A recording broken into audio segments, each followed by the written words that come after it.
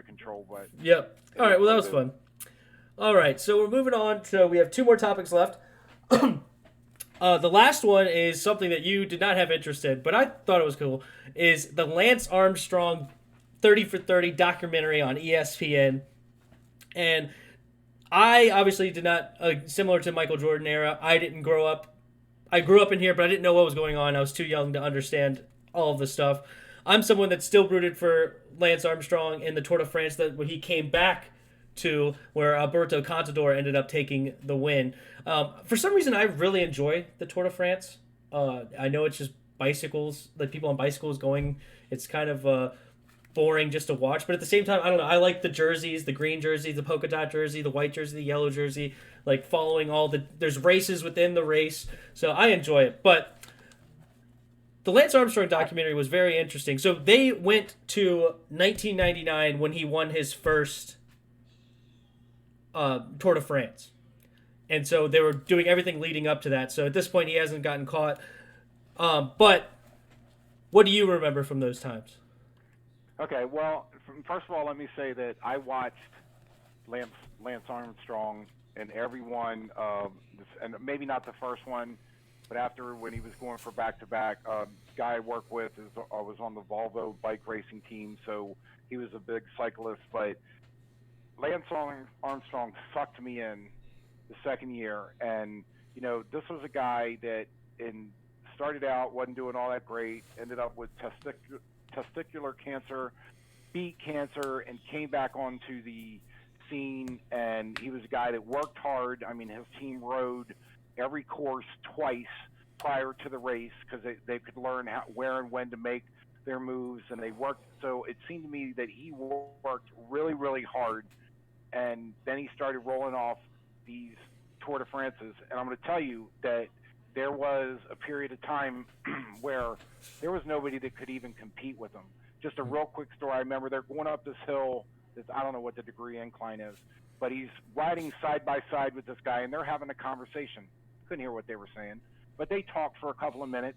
Then Lance waved at him and was like, bye, and he kicked it into high gear, and he just went up this hill like, I mean, he just left the guy in his dust. And I thought, man, this is amazing. Here's a guy that beat cancer, works his butt off, and he is just in he's in a class by himself, much like the Michael Jordan of basketball, Mm-hmm. or so Michael Phelps in swimming, yeah, yeah, stuff like this. Yep. that, and he, for so many years, and in hindsight, I realized that what he would say is things like, well, I never tested positive, or I always tested negative.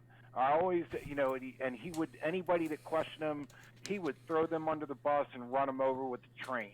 There were so many people that, Floyd Landis was one, and I know that was later on, but where he just would absolutely come at people with both guns, or both barrels blazing, Mm-hmm. and just sounded so confident. And then, so again, I watched every one of them, and it was really fun with what's the guy's name? I can't think of his big competitor, the guy that was trying to beat him and never ended up beating him, and his name is escaping me right now. But he, like I said, he just railed and destroyed everybody around him that said anything. And then for him to come out in when it was 2013, when was it? 2011, I think. I think it's or maybe it's. I thought maybe I'm thinking about when he got on the Oprah show, and then he was yes, I'm sorry, I was doing this, and it was all a big lie. And I just thought, you know what? You sucked me in, and I am not happy with the fact that they did not in this documentary try to paint him in some positive light. Just to let you know. I know you were concerned about that. I was going to say that documentary would have been about 30 seconds long if they tried to do that. Yeah.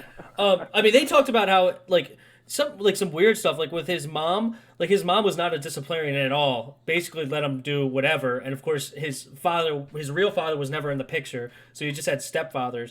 But weird things like this. I think this is ridiculous. But she sent Rick Crawford, who was his coach at the time. He was only, Lance was, I believe, only 15 or 16 years old at the time. And allowed him to take him to Bermuda, where he then just caused a ruckus in Bermuda. Like, he rented him a scooter, wrecked the scooter, just said, and anytime he tried to like tell him, what the heck are you doing, blah blah blah, he basically told him to, screw off. I don't care what you have to say. And he came back and told his mom, and his mom said, you have no authority over him. Then why did you send me as his as the person that's supposed to be looking after him? Why did you send me with him at this point if I'm not the authority figure? I'm the adult in the room. Why did you send me to that? So he had a very interesting, very different upbringing with everything that's going on. But one of his stepdads that actually is the Armstrong where he got his last name from was apparently extremely strict. Like would beat him if he left a drawer open, like crap like that. Like was extremely strict and also pushed him extremely hard on athletics. So anything he was doing, he was a coach, and he would push him to the nth degree. And the stepfather actually said, the only thing that I'm concerned of my upbringing is giving him an win-at-all-cost attitude, which probably led him to do these performance-enhancing drugs to then cheat, essentially, to win. So it's kind of sad to see that that's what his upbringing was. Yeah, and I'll just add one more thing, and then as my last comment to this, and then all fairness to him, I believe that it was rampant in the Tour de France, and that there was a lot of guys that were doing this. Oh, 100%. And the other thing I wanted to say was, as far as interest, I watched the Tour de France for like 6 years while Lance Armstrong was in it, and as soon as he stopped racing, and I think when he came back, I probably watched that one too because it was a comeback. But I have never watched the Tour de France that Lance Armstrong was not in. That's how focused. That's how much attention. And I knew a lot of people that watched it just for him. And so again, compare him to Tiger Woods, who they said how many people Tiger Woods brought into the PGA. That there was people that would never. 100% of black people that started watching golf was because of Tiger Woods. How many of them watched golf, right? Right. So he spiked the popularity of it, and I'm sure Tour de France benefited from that financially, and who knows. That's why they actually talked about that. That's why the chairman of the Tour de France, they believe that he turned away, like basically turned a blind eye, because I know you've quoted this, and he talks about how he never failed a drug test, like 500 drug tests, and he never failed. That is not true.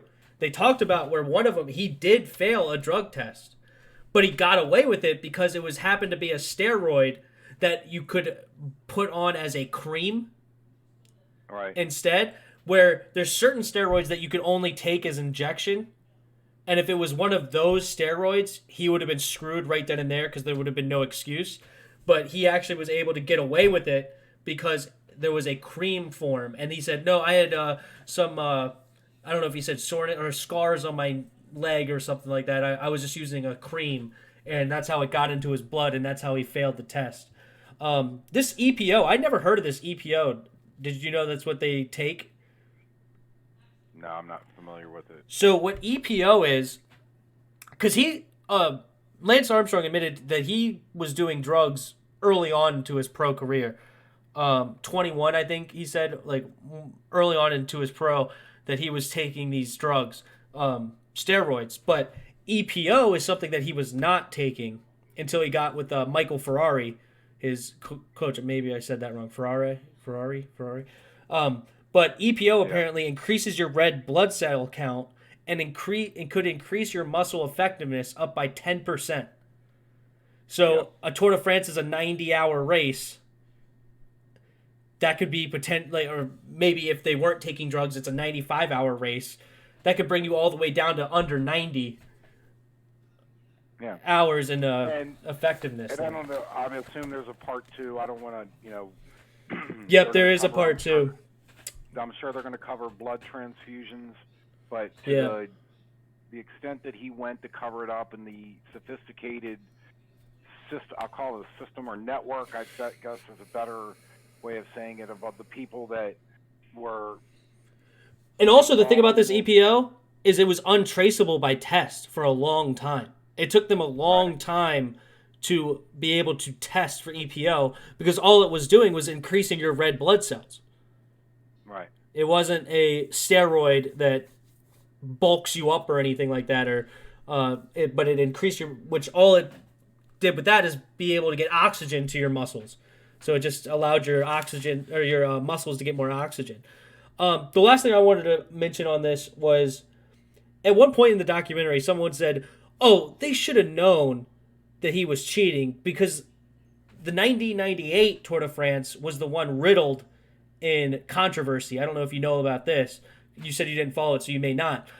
They talk about it in the documentary where the 1998 Tour de France almost got shut down because of rampant drug use.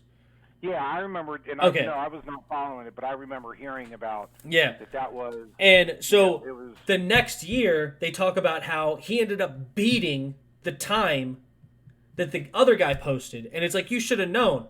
I just want to put rest to that. It was 200 miles shorter the following year. They tried to make it a little shorter to be like, all right, you don't have to take drugs now because Right. it's not as far. But it's still a ridiculously long race. But it was still, 21 days. yeah, 200 miles off, though, and he only beat the time by an hour. Right. If you average all that out, and he had to do another 200 miles, or whatever it was, I think it was actually only 120 miles. It was 120 miles because it added 5.5 hours or 4.5 hours to the race. He would have been at 95 hours instead of 91.5. Right. So there wasn't a great way to tell, and it wasn't until later he actually started beating the average mile per hour average. So there's the average Tour de France winner runs the race at 25.2 miles per hour, and he didn't start beating that until his fourth win. Yeah, but also understand he was getting better. Him and his team were getting better at the way they were doping. 100%. So it's. Well, they were also probably just getting better and tactically, because they were talking about how in 1999, like they didn't go in there with high expectations. And all of a sudden, now they're the front runner, and he's in the yellow jersey, and it's like, we're playing this one day at a time. Like, what's the strategy here? We didn't expect to be here. So it was a interesting race. But anyway, I thought it was an interesting documentary. I thought it was a weird start. They just came out with all sorts of F-bombs.